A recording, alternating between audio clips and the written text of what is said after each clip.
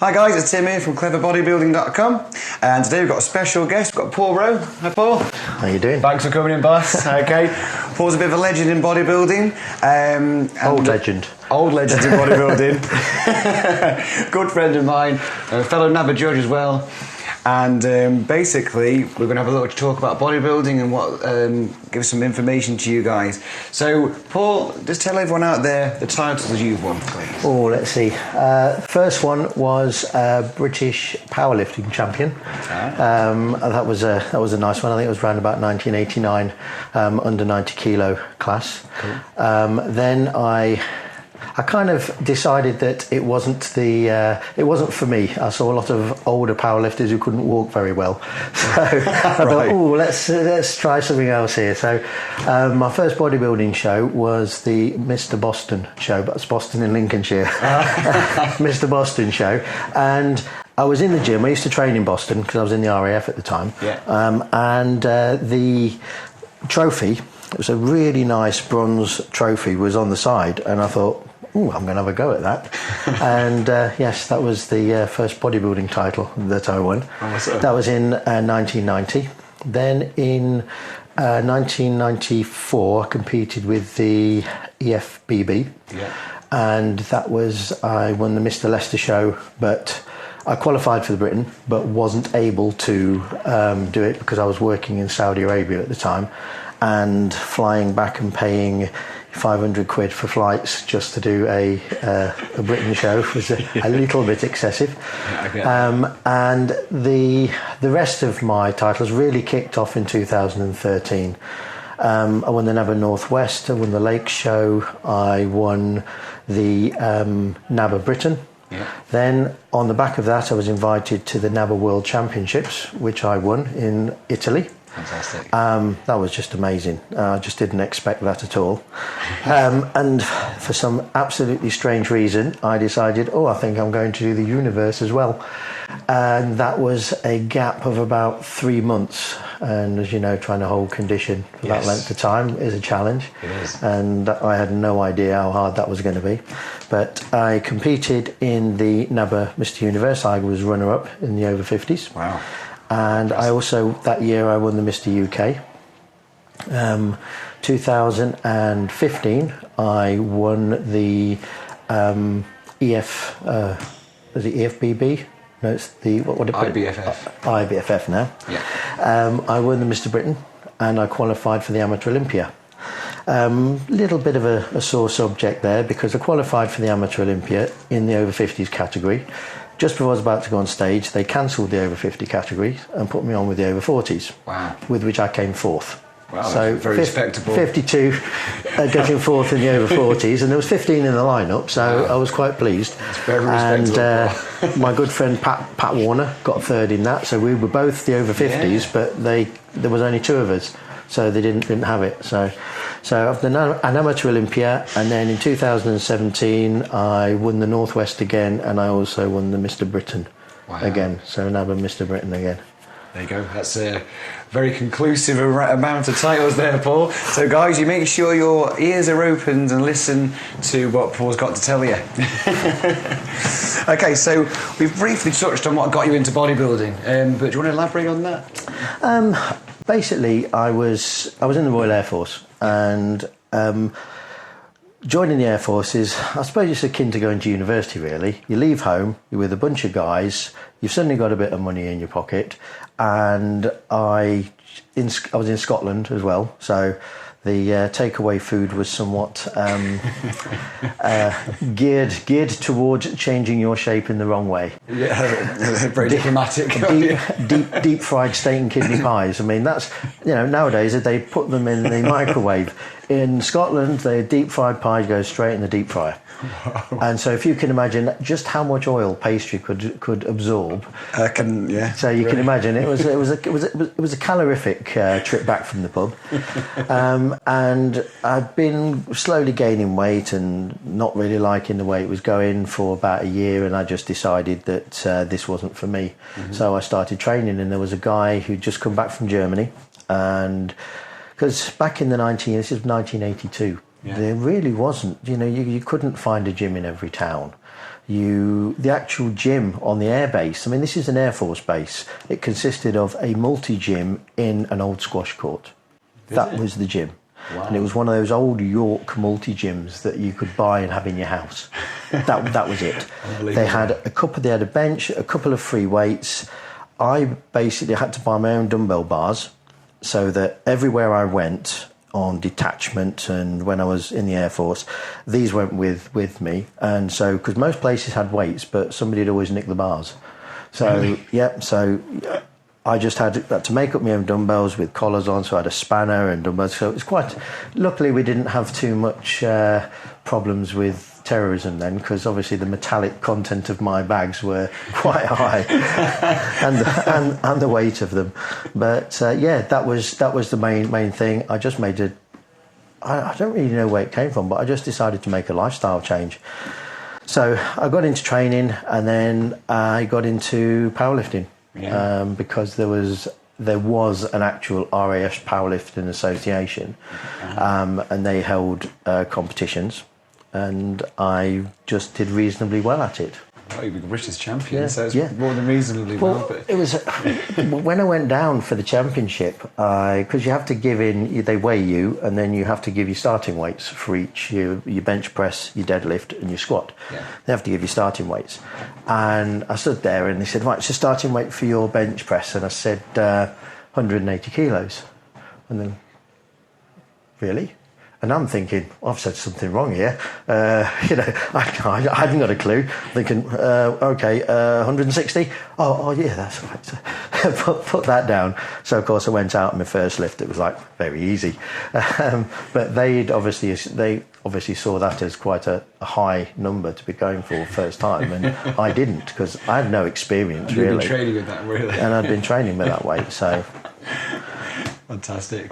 Yeah, so that kind of led into working that bit harder. I suddenly had a goal. Competition was suddenly a goal. Yeah, because you're driving a focus. Exactly. So then I had to look for ways of improving what I was doing. Mm-hmm. It was the first time I'd come across the fact that I had to make a weight, because it was in the 90 kilo class. Yeah, cool. And I'd never had to do that before. It was never something that I'd experienced. And with this kind of strength athlete scenario, there is a big impact on if you don't get that right. I mean, obviously, if you don't get it right, you can't compete in that class, but you can get it right and lose too much weight, you lose your strength, you lose all sorts of things. Yes. And of course, it was all 100, because I was in the Air Force, it was 100% natural. So you've really got to manage your food, your training, everything has an impact. And it was something totally new to me to have to put that kind of understanding into just going to the gym. Yeah, no, and that's set you up, hasn't it, for all these, all the bodybuilding sort of diets, etc., hasn't it? Because you've learnt your body already, really. Yes, exactly. Yeah, perfect, I like it. So it leads us on to another question. So, what's your best memory in bodybuilding so far? In bodybuilding? Yeah. Probably, I would like to say the World Championship, because that was really special, but I would have to say competing in the Mr. Universe and walking off stage, having been runner-up against a fantastic class, and walking past Lee Priest warming up to go on. That's and nice. Him seeing me with my trophy and smiling and nodding. You know, I've just competed in the same competition as Lee Priest. Love it.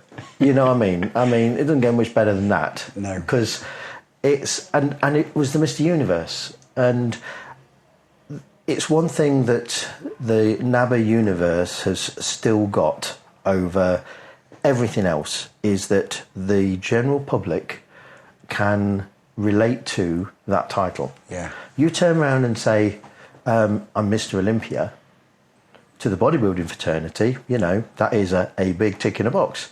You turn around to Joe Bloggs on the street, Mr. Olympia, is that a gym somewhere, is it? Yeah. No idea. You turn around and say Mr. Universe, everybody understands. That's thanks to our friend Arnold Schwarzenegger. It is. Yeah, totally. And, you know, they all competed at that level, and they all competed in that type of competition. I know there's a few other federations which use the Universe title now, but the NABBA Universe is still the main one.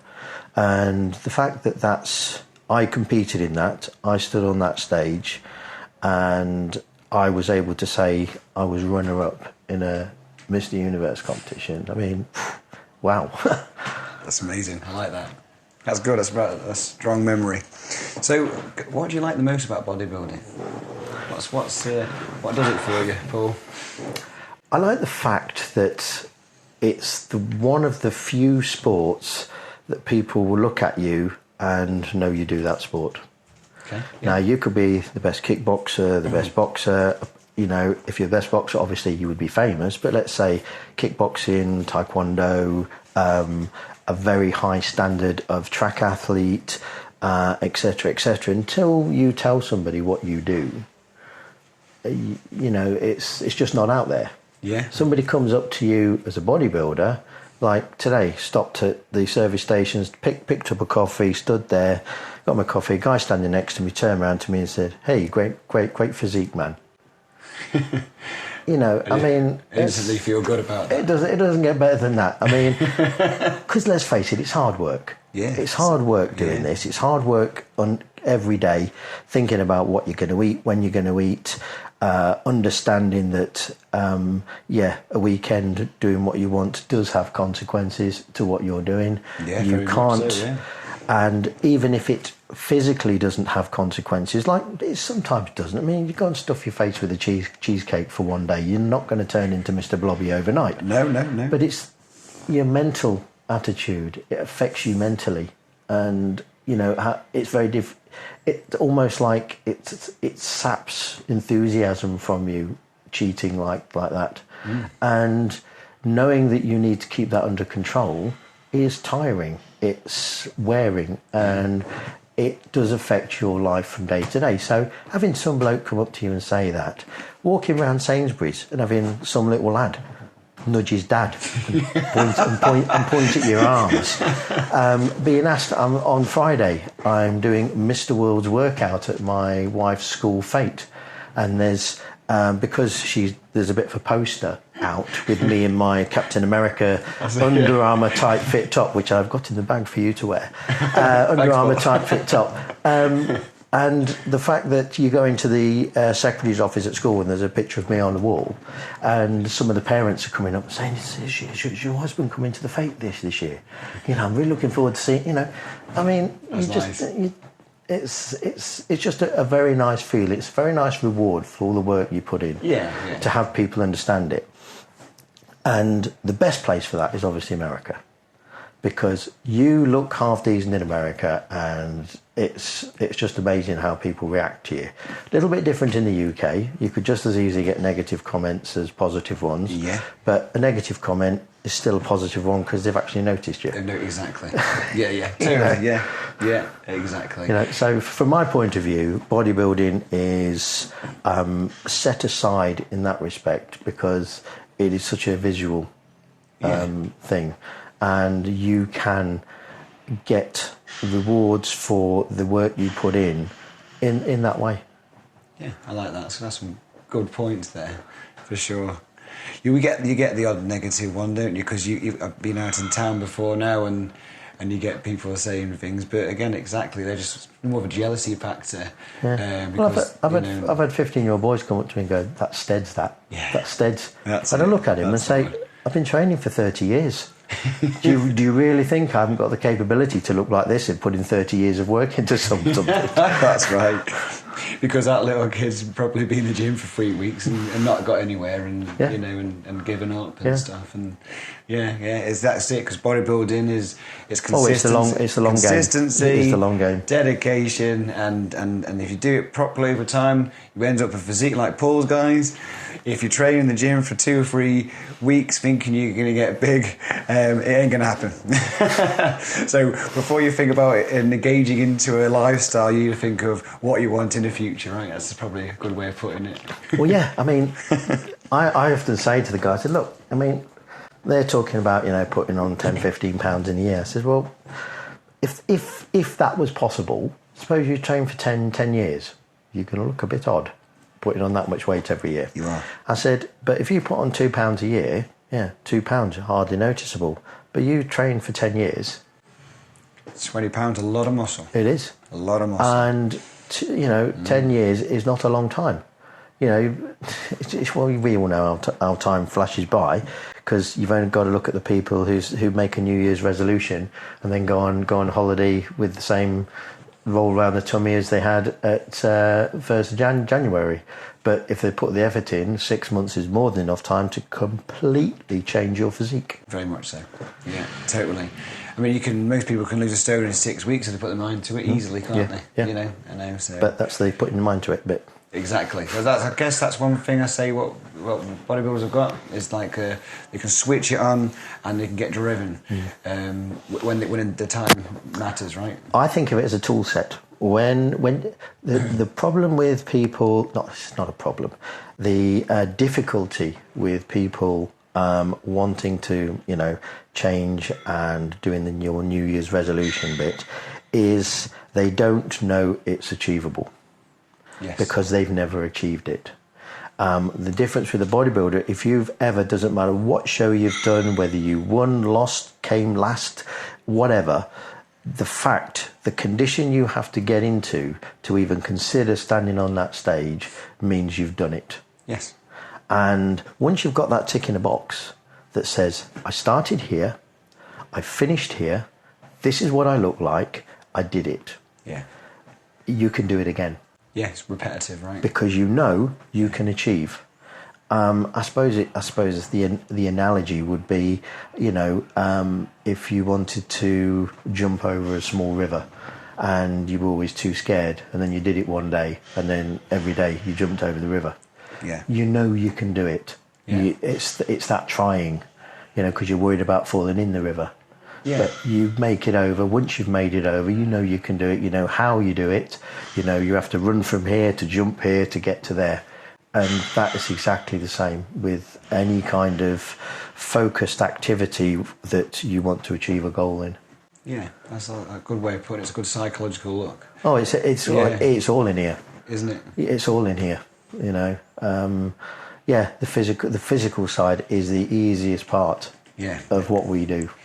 It's making sure you do all the little bits around it. Yeah, I get it. It's like making sure you stay up and make your food for the next day so you don't eat rubbish. Yeah. And that's tough. Yeah. Every day in, day out.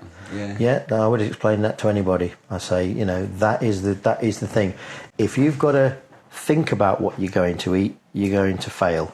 If you've got to spend ages making what you're going to eat before you eat it, you're going to fail. Yeah. If you don't particularly like what you're going to eat, you're going to fail.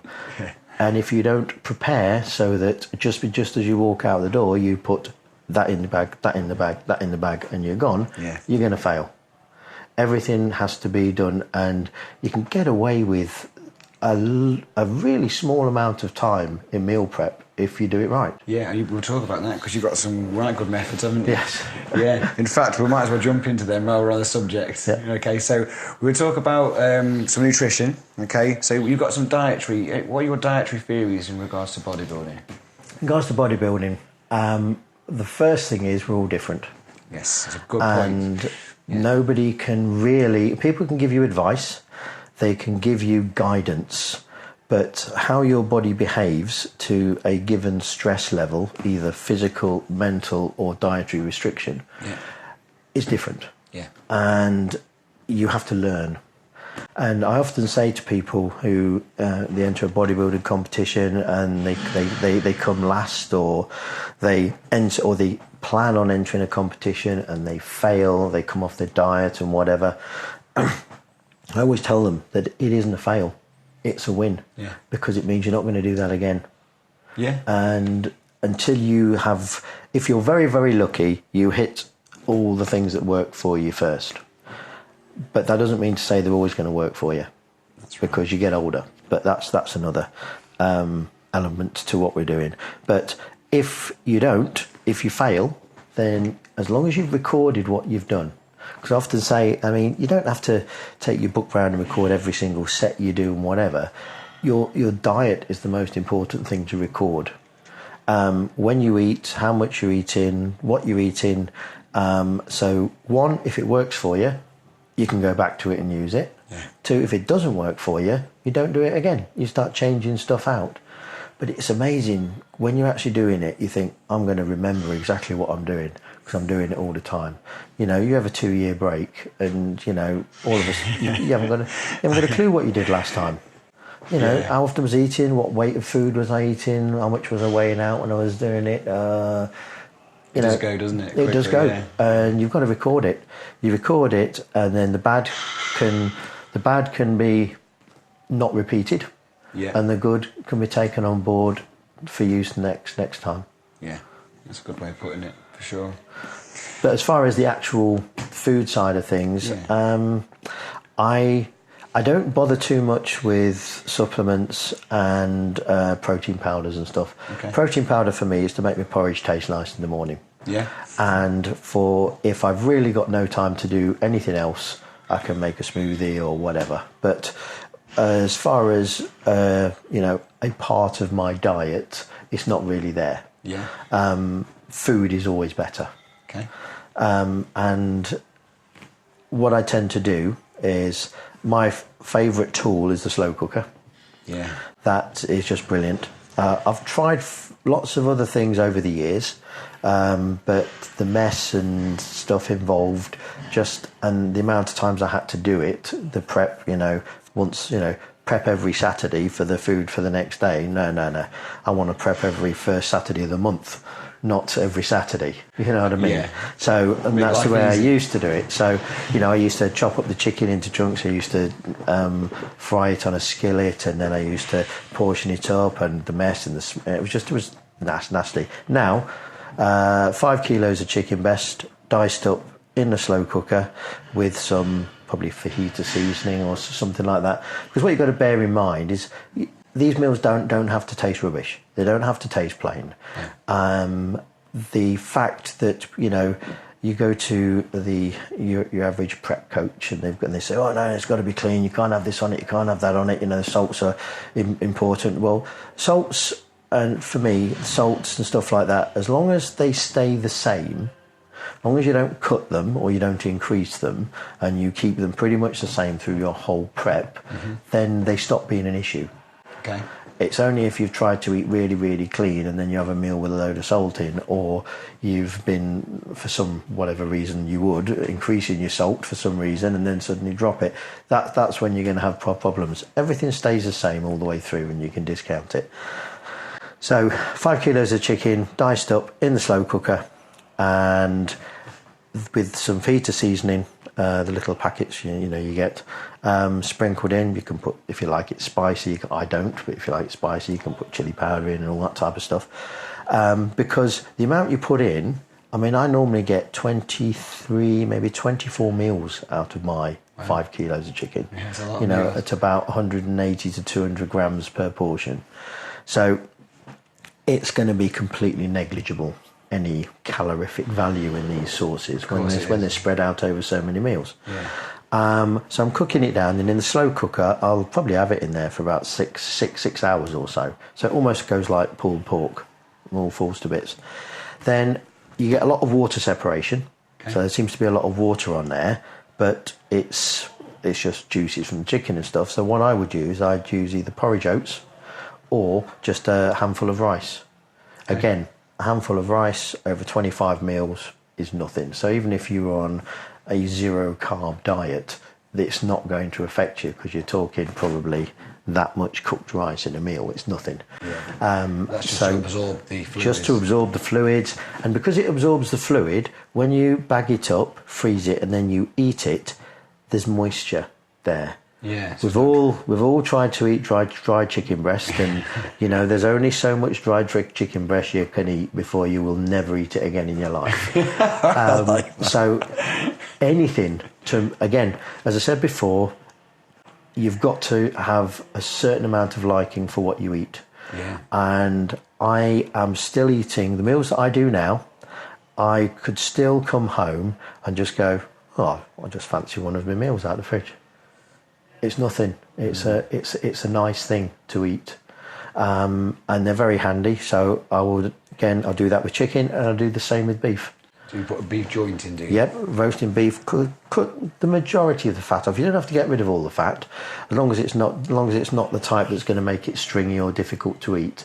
Yeah. Just the fat's a good thing. You do need fat in your diet, so you don't need to be, mega lean on it. But you can get some really nice meat. Again, chop it up into cubes so it just falls apart like as if it was a stew or whatever. With a bit more water comes out of that, so I'll sometimes put some lentils in, I might put some onions in, whatever. Again, 20, 25 meals out of that. So I will pay, for me 5 kilos of chicken, I probably pay £25. Okay. And I get nearly 25 meals out of it. Wow. So for me beef, I might pay a little bit more, maybe 30, £31, but I'll get, again, 25 meals out of it. Right. And that's a good meal. It's 200 grams of beef you've got. It's a lot of beef. And for the £1 something a meal. Yeah. And then what I'll do is I'll cook up a load of sweet potato, mash it up, again, put it into little bags. So I go grab a chicken meal, a sweet potato, or a beef meal, a sweet potato. And I've got a freezer averaging full of about 30 to 40 meals at any time. Just the freezer's sat in my garage. Wow. So Paul, how long does your prep last for you for? Generally speaking, I've set the food up so it's really all around work, because work is the unfortunate thing that we all have to do, but work is the thing that's going to impact on your time you needed for your prep. So having to get up in the morning and spend 3/4 of an hour getting your food ready, or every night having to get your food ready for the next day, that I suppose that's okay for a single bloke, but if you want a happy time with your good lady, it's disappearing into the kitchen and then maybe saying good night when you're finished is not the best way forward. No, definitely. So to me, it's about getting the maximum amount of food prepped to last me the longest period of time. And now I use my slow cooker scenario. I basically will have up to 5 weeks, but a minimum of 5 weeks worth of food in the freezer, ready to go and take out at any time I need it. Wow. So literally prepping a meal for me is in the morning, going into the freezer, taking my chicken out, putting it with either sweet potato or some vegetable stock, and clicking the lid, putting it in my bag. Wow. There you go, guys. That's a very valuable tip there. Thanks, Paul, for sharing that with us there. Yeah. Well, I'd say if you've got I can save a lot of people a lot of time. If you've got to think relationships. If you've got to think about it, if you've got to think about it, you eat the wrong thing and you eat too much. That's fair play. It's fair play. Okay, Paul. So generally, do you know roughly how much protein you have a day? I wouldn't be able to tell you. It's round about the 1.5 grams per pound body weight scenario. Yeah. So you don't really track it, but you have enough because you. I know that I have tracked it, and I know that eating what I eat gave me what I needed. Yeah, obviously rather than actually remembering the actual figure, I know that having this meal and this meal and this meal and this meal and this meal hits the protein ratios that I need. Fantastic. So it'd be so easy to work out, because I know the weights of everything. I can tell you how much all the bags of chicken weigh and what I put in the porridge, etc., etc. It obviously works. Yes. As you can see. Okay. Do you do anything with your nutrition around your training? Do you do anything specific? Yes, I do. I do try and keep my carb intake to before and after training. Okay. And depending on where I am in a cutting phase, getting my body fat down, I will bring in an intra-workout drink into my training. Okay. Very small amount of maltodextrin type of sugar, just to help with the energy levels while I'm actually training. How many grams would you? I think it's only about I think between 10 and 15 grams. It's a really small amount. Because it's just enough to almost make the water taste a little bit sweet. That's about it. Give you energy to push through. Because you need very little. Yeah.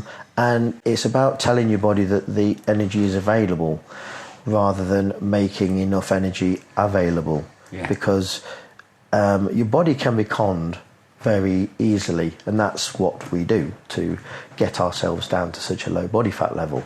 You have to con your body into thinking it's okay to get rid of that body fat, because your body doesn't want to get rid of it because it needs it to survive. And it's not going to survive that nasty winter if you are looking like, Arnold Schwarzenegger, lean and no body fat. You're going to be the first to die, because you're going to starve to death. So your body is designed from hundreds of thousands of years ago to, as soon as you start a calorie deficit, to say, right, the first thing I'm going to get rid of is my muscle. Because I don't need that, because I'm not going anywhere. I'm sitting here waiting for it to get warm again when I can go and get some food. I need my body fat. My body fat keeps me warm. My body fat will be the last thing to go to survive. For as long as I'm alive, when the food becomes available again, great, I can go and get my muscle back. My muscle will come back to me, because anybody that's had their leg in plaster will know the effects of muscle atrophy and how quickly it can return to normal, but it doesn't carry on growing once it gets back to normal. It doesn't suddenly get bigger and bigger. No, it's interesting, isn't it? It gets back to, and that's the way your body's designed. It's designed to destroy your muscle tissue for energy. So conning your body into thinking that it needs that muscle to survive is what it's all about. Right, interesting sort of look at it, but it makes total sense, right? We are, our machine, our body is 200,000 years old. And modern life in no way represents what life was like then.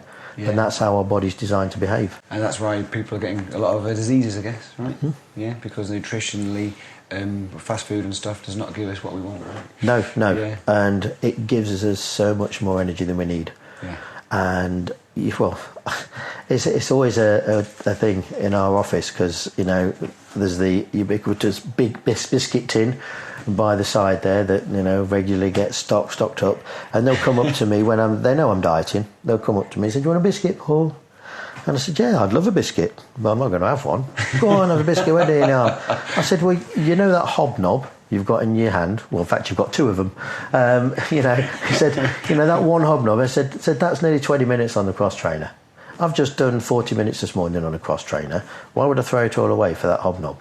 What? 20 minutes? So yeah, there is enough energy in there for 20 minutes on the cross trainer. They still go away and eat it, but of course they do, because they can't comprehend that.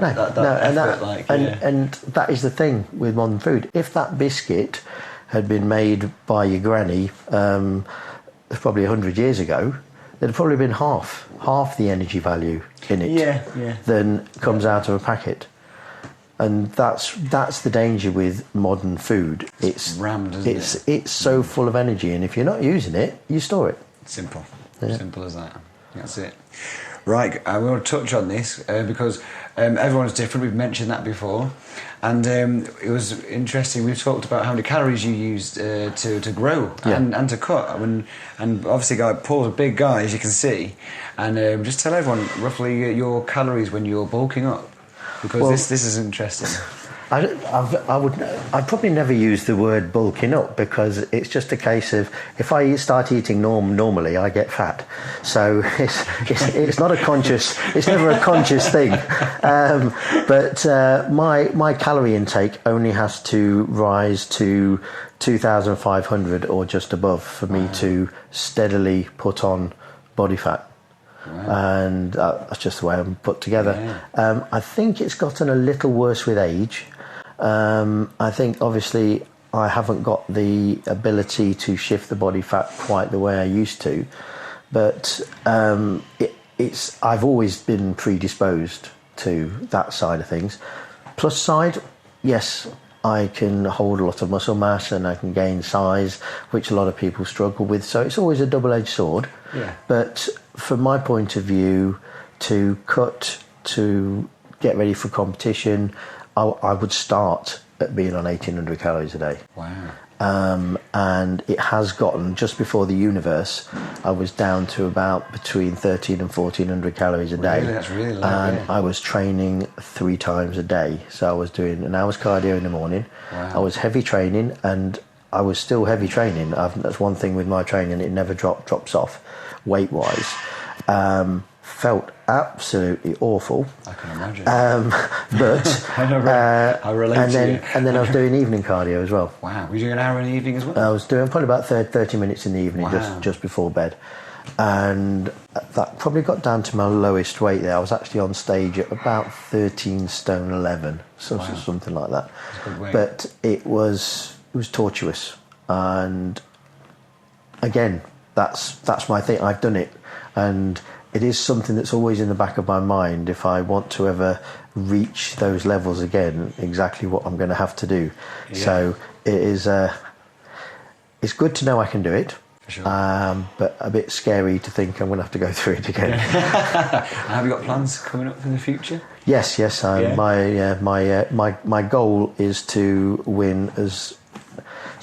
compete as much as possible in the over 60s categories that are available in, at the moment, probably 3 or 4 federations. Cool. I don't think NABBA do an over 60s for the Northwest, but I don't think it's in the Britain yet. Right. And I don't think it's in the Universe. I think it's coming, because the level, the standard. Over 55 they're talking about, aren't they? Yeah, they were talking about that, but I'm not sure whether that's too smaller increment. Right. You know, I would think the over 40s, over 50s, over 60s are a good, because some of the federations do an over 40s, over 45s, over 50s, over 55s, over 50. It's just a bit too much. When you're getting to the Masters level, you're not really going to a show to watch all these old codgers. You know, the standard is very good. The standards are pretty much the best generally in over 40s and over 50s in most shows. A lot of them would do well in the classes. But you know, that's the said, when you've got a Masters area and you've got 3 different categories there, 40s, 50s and 60s, you know, that would be a good spread, I would think, personally. I agree, yeah. Definitely. They can get too many classes and it gets laborious to watch as well. Yes, yeah. And because you don't notice the difference. You can't, I mean, some guys 50 and some guys 55. You know. It's only 5 years. Yeah. But if you're looking at somebody like he's 50, he's 40, he's 50, he's 60, you know, you can look at, and there will be differences because we are getting older, and, you know, you will be able to say, well, I can see why there's a difference in category. But you wouldn't be able to see that with the 45s, you know, 50s, 55s. You think, well, why aren't they all in the same one? Yeah, I completely get that. So moving on, what are your training methods like? Training methods. I would love to be able to train 2 days on, 1 day off, but we've all got lives, we've got families, we've got commitments, and most of those commitments happen over the weekend. Yeah. So turning around and saying I can't go here or I can't go there because I've got to go to the gym gets a bit wearing. Yeah. So at the moment I generally will train when I'm doing my morning cardio. I do my morning cardio 7 days a week. Yeah. But heavy training will be 5 days a week, Monday to Friday. Right. And I just try and cram everything in then. Okay. I'll do a single body part. So it will be shoulders 1 day, chest the next day, back the next day, legs the next day. Got it. And then arms. I will put in a few little bits and pieces in between, but I'll generally train a body part for about an hour 20 minutes, you know, with as much variety as possible. Cool. Like I say, the 2 day, 1 day off is a better scenario for recovery. Yeah. But you know, you've got a life to live. That's true. And, you know, that has got to be taken into consideration. Yeah, especially if you want a successful partnership with your girlfriend, wife or partner, right? Well, exactly. And they're the ones that are going to be supporting you, and they'll be happy to support you if it's not rammed down their throat every 5 minutes, so I can't go here, can't go there because I've got to go to the gym. It gets tiring. And what for? For, you know, a whole day out is ruined because you've got to spend an hour and a half in a gym, and it might be a day you could have easily taken the day off anyway, but yesterday was your day off, and I've never felt that works well with me, having a prescribed day off. Yeah. Because right, today's my day off, but I actually want to go training. I feel like I want to go training. but it's my day off, so I've got to have my day off. No, it's not. Yeah, so you're quite organic with it. Yes. Yeah, I like that. So we'll talk about rest in between your sets and reps. Yeah. So do you have like a time, or just when you're ready, or how do you work? Depends. If I have to think about it more when I'm training on my own. Yeah. If I'm training with somebody, it's almost like a natural type of time, as in the other person doing their set. If it's just me and another person, then I may spend, I'm a bit bad for talking a bit too much, but generally speaking, it will be his set, maybe in about 30 seconds or whatever. But if there's three of us training, like quite often there is, it's quite simple. When there's nobody on that thing, somebody needs to be on it, and that is your rest when the other two are doing their sets. So that is the natural flow of rest time. So everybody's bang, bang, bang. So, if you need to do a bit of chatting, it's to the bloke who's not doing his set, because that's the way it is, Okay, I like that. And you move from exercise to exercise quite quickly? Yes.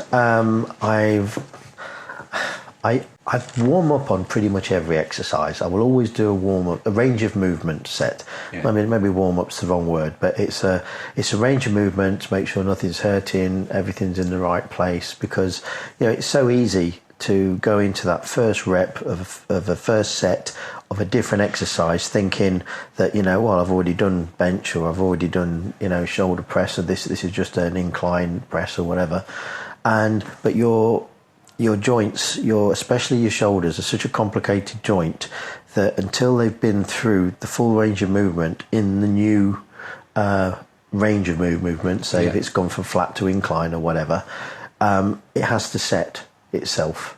And you can actually instigate some quite long-term niggly injuries by just going straight into a new movement, even though you're fully warmed up on something. Or from another exercise, you're fully warmed up in a new plane of movement and hurt yourself. So everything has to feel right again. So I'll go into a different exercise, I'll always drop the weight right down again, take it through the full range, pause, get a good feel for it, and then jump into the exercise. Makes total sense, yeah. I mean, I've made a few mistakes in the past, and you do. And if you get a niggle, it lasts for a long time. Yeah, exactly. And it can be just as simple as, just something rubbing. But once it's rubbed, it inflames. Once it's inflamed, it rubs all the time. It's like a catch-22 situation. Yeah, completely with you. And then you'll be lots of time with physios and trying to get that sorted. It will put your training back because you'll be scared of lifting again. Yeah. And that'll make everything suffer. Yeah. I mean, and it's a very difficult scenario to understand pain in your body, because pain is designed to protect you. Yes. To stop you from doing something. But also, pain can be very misleading, and you can have to actually sometimes work through it to get better. Yeah. But there is no crystal ball to tell you which situation is which is obviously where the physios and people with expertise come in. But, going in, it is, for me, I love dumbbell pressing for my chest, but I always make sure that if I can't physically pick up the dumbbells myself, get them into position and put them down again, not throw them down, put them down again, because I consider that as all part of the exercise. The transition movements from knees to shoulders to pressing and back to knees again, it's all part of the exercise. Yeah. Those are all the type of things that you have to understand, that you could instigate an injury because of the different planes of movement. Totally. But that's also, it's more relatable to everyday life. That's how you're going to pick something up. Yeah. If somebody just hands you a dumbbell and that's all you ever do, or you just get into a machine and that's all you ever do, the first time you come to pick up your wheelbarrow to take your gravel down the bottom of your garden, you end up pulling something because you've never done a real movement. And you have to be aware that within our training, even though you've got all these fancy machines and stuff, there should always be room for your compound movements. Yes, totally agree with you. Totally agree. Yeah, I like that. Do you change anything with your training while you're dieting for a show? No. So you keep everything the same? Yeah? Pretty much. Cool. In fact, I try and go heavier. Right, like it. As I diet, as I'm going down, my goal is to make sure that I don't drop the weight that I use. Some people drop down onto high rep sets and all this type of stuff. I think, well, no, that's what my cardio is there for. This is about your body, as I've mentioned before, when we go back to, 200,000 years ago. Your body, you're telling your body that you need to lift this really heavy stuff to get your food. So if your body thinks that it's got to lift heavy things to get its food, it's not going to sacrifice its muscle because it needs that to survive. It can get rid of body fat, it can do other things, because that big heavy stone that the worms are underneath that you need to eat is what you've got to lift. And if you sacrifice your muscle, you can't lift it anymore, you starve to death. Yeah, totally, yeah. So from an evolutionary point of view, it stands to reason that when food is restricted and you have to lift heavier and heavier things, you're telling your body that that is necessary to survive. Thereby, it's not to be sacrificed. Yeah. It's a theory. I mean, it's just my... It's a very good theory. It makes total sense, to be fair. But do you ever find that when you are quite close to a comp, you get tired and you're drained? Does your weight affect? It's quite a weird feeling, actually, because when I first get into the gym, it's like it's an effort to put one foot in front of the other. It's an effort to get into the first machine. It's an effort to stand up out of the machine. But once I hit the heavy stuff and I'm about, 15, 20 minutes into it, it's almost like I get a switch going off. That's cool. And whether it's my body accessing energy from a different source or could be releasing hormones like adrenaline or something. Yes, it could be all those type of things. Yeah. I don't really know. I don't know the physiology behind it, but I know that all of a sudden I can be the most wide awake and I might as well have been carving up for the last 3 days. That's the feeling I get. That's cool. Yeah. But you have to know it's coming. If you know what I mean. If you had no idea that this is what was going to happen, you just wouldn't go in the gym in the first place because you feel so awful that first few bits. Yeah. But once it kicks over, it's quite an amazing feeling. Cool. I'll bear that in mind. I always get really weak when I do, towards the show, but I get a different body type and stuff like that. Yeah, and there's a mind thing in there somewhere as well, as with absolutely everything that we do. Your mind can make such a big difference. Totally. And for all I know, it's just me thinking that's what happens. Yeah. I've got no idea. I need to come up to Preston and diet next time, don't I, Paul? Yep. Okay, well, we're going to keep on the show stuff. All right. So, how do you water deplete? Water deplete. I'm not a big fan of messing around too much with water. Towards the last probably 3 weeks or so, this is just me. A lot of people wouldn't do this, but from about 4 weeks out before a show, I'm virtually on zero carbs.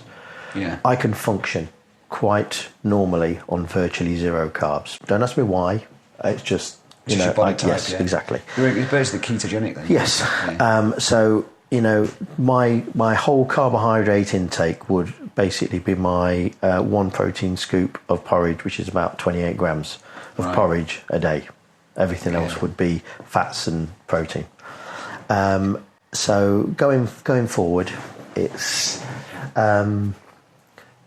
the way I like to do it is coming up to those last few times. I start weighing myself at night and in the morning. Yeah. Because when I'm on that low carbs, I'm just going for a wee all the time. It is the most annoying thing in the world. You're just getting in your car, you're thinking, I better go to the loo before I get in the car. Cause, I sometimes have nearly not made it to the gym. I've gone to the loo just before I left work, and I've nearly not made it to the gym. Really? And it's ridiculous because it stops being I could to do with going to the loo. It's like, I'm all right. Oh my God, I'm going to wet myself. There's no in between. It was, and I got to be fair, obviously with my age and things like that, I got concerned, and I did go to the doctors, and I said, can you check my prostate, please? So they did all the checks. Everything's absolutely fine, because I was concerned about going to the loo all the time, because I thought, I do know this happens when you carb deplete, and I do know it's something that any competitive bodybuilder you speak to would be able to relate to. But my concern was obviously it would be covering up an underlying health issue that I was unaware of. But luckily everything turned out everything's fine, and there's nothing, and it is just the fact I need to go for a wee a lot. But I think my record of dropping water, I think I've lost 10 pounds in one night. Really? Yeah. Wow. So that's equivalent to about 4 litres of water. Did you stop drinking at a certain point? Or? No. Those four weeks, I started upping my water consumption to around about between 4 and 5 litres a day. Never really got into those silly high amounts that people drink. And what this gave me, as I weigh myself in the morning and weigh myself at night, was an understanding of what my water drop would be. I would generally drink water normally up until the point I went to bed, and not drink again until I got up in the morning. So I've been to the loo probably 7 or 8 times, very annoyingly, and I drop all that weight overnight. But that let me know what happens. So when it came to competition time and actually doing the competition, I don't really need to do that 24 hours, that 12 hours without water bit. I just basically stopped drinking water at night when I did before, and I knew that I would drop X amount of pounds overnight, because I do every night.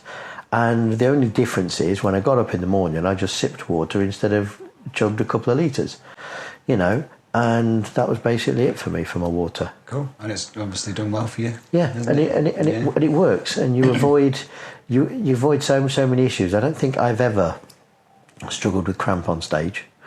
No. I've struggled with cramp quite a lot before the competition. I've leapt out of bed a few times screaming. But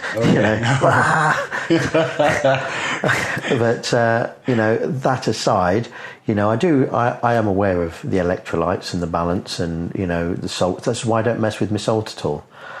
What's in my food now would be in my food the day before competition. Yeah. So I don't drop it. I don't avoid stuff with salt in it. I just don't think it's necessary. As long as it's kept nice and even throughout, just something is not worth messing around with. It's like some of the guys, they do very, very silly things to get rid of their water, and it's like, come on guys, out of all the nasty things you hear about bodybuilders doing, drugs and all this type of stuff, the one thing that's guaranteed to kill you is messing around with your water. Yeah, totally. Yeah. Out of all those things, messing around with your water, getting your electrolytes wrong, it's going to kill you. Yeah. Heart attack waiting to happen. Yeah. I mean, and to be fair, I've seen a few people have heart attacks on stage in the past. Yeah. And I always remember speaking to a guy in the gym once. He was on the cross trainer, and he said to me, "Oh, so and so's given me these diuretics because I'm going on holiday in a week's time. So drop some weight." I said, "Well, you're only going to be dropping water. You're not going to be losing any fat." Yeah, I know.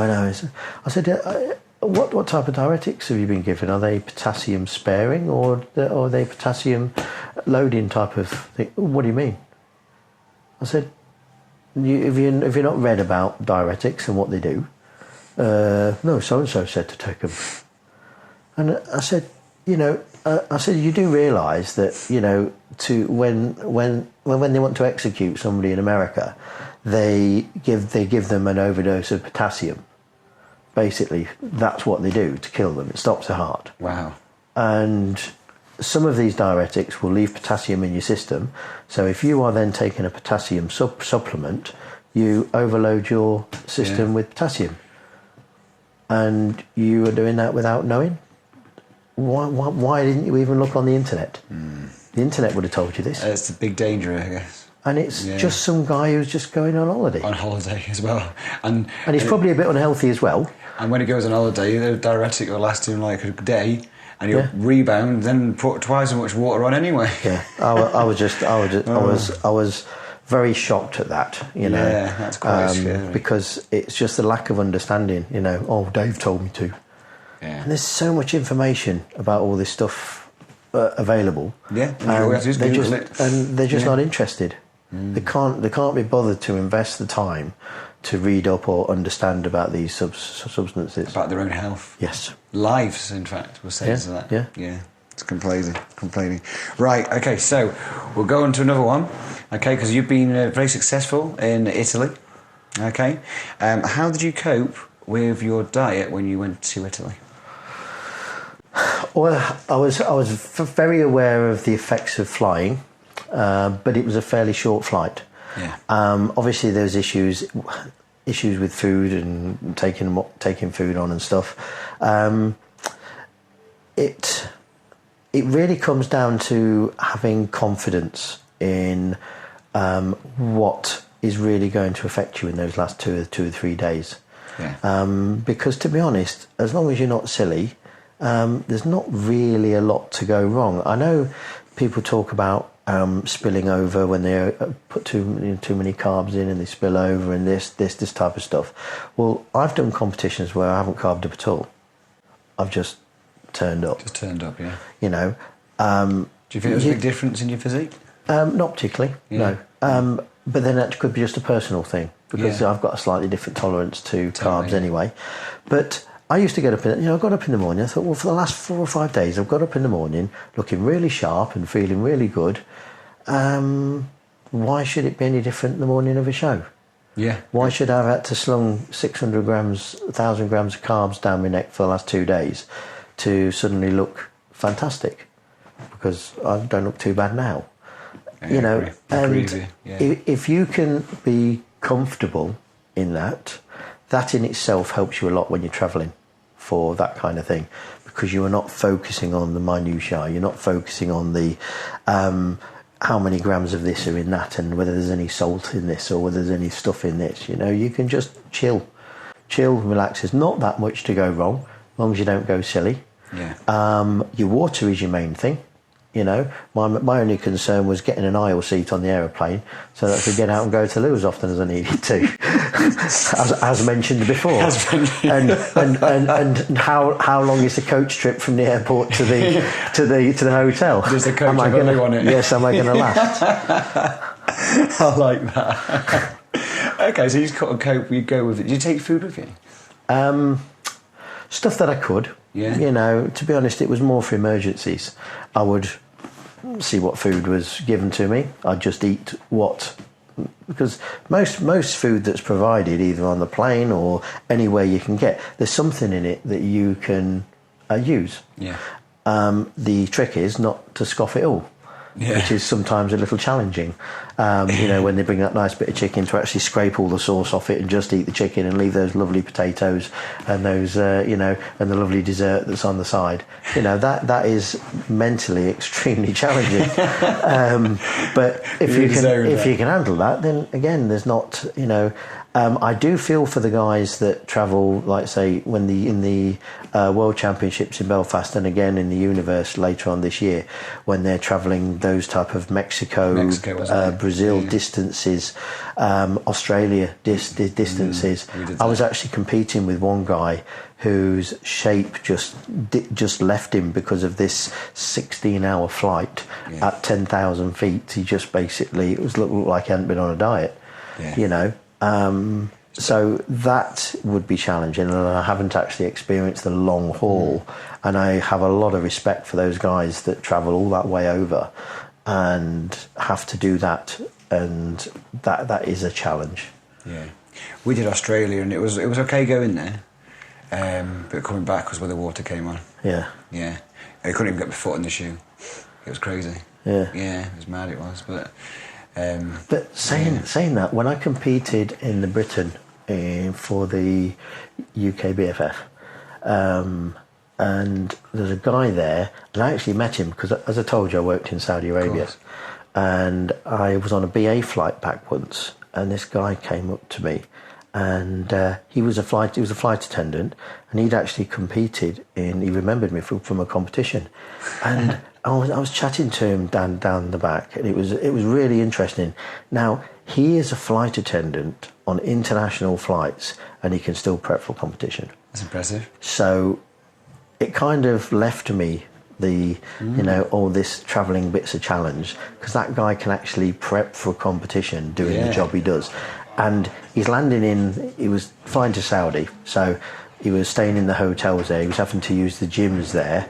Obviously, being Saudi, very restricted onto what he can actually take in with him, what he's travelling with, all that type of stuff. It is just basically him, what he can get to eat, and training. Wow. And I think he placed second, and the following year he actually won the over 50s. Top effort. Yeah, so... Do you reckon his body gets adjusted to the... It's quite possible, because he will, because the average altitude that you fly at, the cabin pressure altitude is about 10,000 feet. Yeah. Well, when I was in Saudi, I actually lived at 6,500 feet, because that's where we were. Right. So it maybe was a little bit better for me, but yeah, I was just full of awe. You know, when I think of what I would moan about not being available or not being able to do, and he was a flight attendant. He must have his really precise methods and like little routines to follow. Yeah. Crazy. That's impressive, isn't it? Very. Wow. Okay, Paul. So we might have touched on this earlier, but how long did it actually take you to win your show-winning physique? To get my show-winning physique, it took me as long as it took me to learn how to sort my nutrition out. Okay. To be truthful, yeah. I would say that for quite some time I'd had the skeletal muscle. Yeah. But to have a show-winning physique means you've got to see your physique. Yeah. And it probably took me way longer than it should have done to realise the importance of meals, etc. For example, when I was in Saudi, I was training all the time. I ran a gym out there that we clubbed together, and we got bits and pieces shipped out. So I was I'd been training out there for a good 6-7 years. And to be honest, it hadn't really dawned on me that I wasn't really changing. I wasn't getting good at what I was doing. And when I look back on to the way I was eating and what I was eating, and it's just like, oh dear, it was plainly obvious. You know. What were you doing wrong? Well, I was doing things like first thing in the morning, I was getting up, I was having like probably a breakfast porridge or whatever, but the next meal I was eating, bearing in mind we started work at 6 o'clock in the morning, because I worked from 6 till 2 on day shift, and then from 2 till midnight on backs. So I'd get in at work for 6. My next meal would be round about 11, 12 o'clock. So nearly 6 hours later. Okay. And that would consist of just a big bowl of muesli with some protein powder in it, if I could get it, because Saudi Arabia at the time didn't actually sell it. So people would bring it back from the UK. But generally speaking, I would either do that, or it would just be an extra skim milk powder in it, just any source of protein. But it was very calm, and it was a big meal of muesli. I mean, it was a lot. And then I'd come back and I'd train at about 4 o'clock, and then I'd just have some tea before bed. So you're looking 3 meals a day, not very targeted, very long time without eating, and I just went to the gym. You know, also, I wasn't. From what you're telling me before, you're quite carb heavy, because you said to me you're carb sensitive, so not suiting your personal body type. No, it wasn't. Although it's healthy, and it was convenient, because there wasn't very many other places to eat. We had what was called the F15 canteen, which was the McDonnell Douglas, because I worked for BAE Systems. McDonnell Douglas had the F15s there, and they had a canteen. And I always remember walking in there, and it was like an old school type of canteen with the silver trays, heating up, keeping stuff warm. And they had all the pancakes and stuff in there. And there was this thing just full of like a goldy coloured fluid, And what's that? Oh, that's butter. It was just a bacon, just full of butter. And the Americans would come in, they'd put the pancakes on, they'd ladle their butter on, then they'd ladle the maple syrup over the pancakes. And that was literally next door to where I was. And a lot of people used to go in there for food and stuff, and obviously I avoided it. And I thought I was being good having this huge bowl of muesli. And it just didn't work. And it wasn't until I and I can't even remember why. It's like I always knew I should be doing it, but I'd never actually buckled down to do it. And it was about 2001, and I basically started in the local shop. They started selling this chicken marinated in a bit of like spicy oil type of thing. So I'd buy that in because it was fairly cheap. I'd buy it in by the bucket load, basically. George Foreman it, and that became my staple.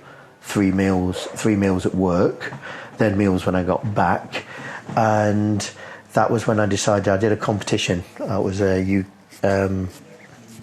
UKBF, not UKBFF, IBF. No, what was the first one? UKBFF. UKBFF, I think. The one IFBB. IFBB. Yeah. Show in Leamington.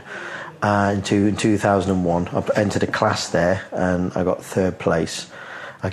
Literally all that dieting for one show, because it was the only time I was home on leave, you see. So I had to fit it in. But I did that show, and that was the first time I realised properly that this works. Right. I had gone, as I've said before, it's the tool set. I'd started here and I'd finished here. What date did you start again? I generally, for me to get into condition, I'm usually looking at 20 weeks. Yeah, I mean, sorry, the date you started training type of thing. What date did you start training for bodybuilding? When you left powerlifting? 89, 90, around about 89, 90. Okay. And then my first because I did that Mr. Boston competition, then my first next one was literally 11 years later. Wow. There you go. And that's when I'd gone back. And to be fair, I didn't even diet correctly for that first Mr. Boston. I was just a bit younger and things worked a bit easier. Right. You know, just cycling to work kind of dropped the body fat, but not. Once I'd achieved that goal and I knew it worked, it makes such a difference knowing that you can get there if you do this, this, and this. Yeah. So you learned your structure and your routine. Okay, that's quite important to realise, guys, isn't it? Oh, definitely. You know, you need to find out what works for you. Yeah. You know, and apply it. And when you found something that works, then... and it's got to fit in with your life as well. It's got to fit in with whether you work shifts, whether you, have to pick up kids before work, this type of thing. There's so many different aspects of somebody's life that... it needs to be planned, and that's one thing I'd say if you ever go to a prep coach or anything. They have to understand your life. Yeah. They have to understand what you need. They can't just say, right, no, you've got to eat this. You know, well, you might hate it. You know, and there's so much other things you can eat that will do exactly the same thing, but you have to understand the person who you are advising. Completely with you. And some of them don't. No, but you've got to be open-minded and know that everyone's different. Yeah, and so many different things work. Right then, last one, Paul. So for all these guys watching, okay, all these budding young bodybuilders who want to do a show, what is your advice, one word of advice to give to them? You have to make a plan and stick to it. Yeah. That is crucial. You have to know when you're starting, when your finish date is. You have to also understand that you cannot make your finish date your show date. Yeah. You know, you come into condition, you have to be in condition at least 2, maybe 3 weeks before that point. Yeah. And that's when you can play about with things. You don't plan on, right, I'm going to diet up to this point, wake up Saturday morning and do a show. Yeah. You know, because even down to posing, you don't know what is going to be how you're going to show your physique off to its best until you can see your physique. Yeah, I get that. So you can practice all the posing you like, and I would say to you, it is imperative that you do practice posing, because you can make yourself look probably 50% bigger if you're posing right, if you practice. But when it comes down to specific posing and what's going to show you best, if you can't see you, how can you do that? So you have to plan for coming in before the show, and I definitely say plan on doing more than one show. Yeah, that's very good words there. That's it. You hear that far too often. I'm doing a show in 9 weeks. You jump on. And, yeah, terrible. Yeah, always give the time. Yep. And you get better when you hold your condition. Yeah. Your condition gets better. Yeah, you get a bit harder. And you feel better because you get used to it. Yeah, that's right. You can cope with how it's feeling, can't you? And believe me, there's nothing like the feeling of waking up in the morning and looking down and seeing chiseled abs. Yeah. You know, it takes me 20 weeks to get them and about 3.5 to lose them. But that period of time when you wake up in the morning, you're dry, you can see your vascularity, there isn't an ounce of fat on you. You put your trousers on and they just fall straight down again because they're too big for you. But you are feeling okay. Yeah. Because you've still got to feel good. You can't be at death's door. No, totally. You know, you've got to plan it so that you feel good. And there's nothing like that feeling of achievement. And I'd also say anybody thinking of competing, plan on having some kind of photo shoot. Around about the time that you're going to compete or just after you've competed.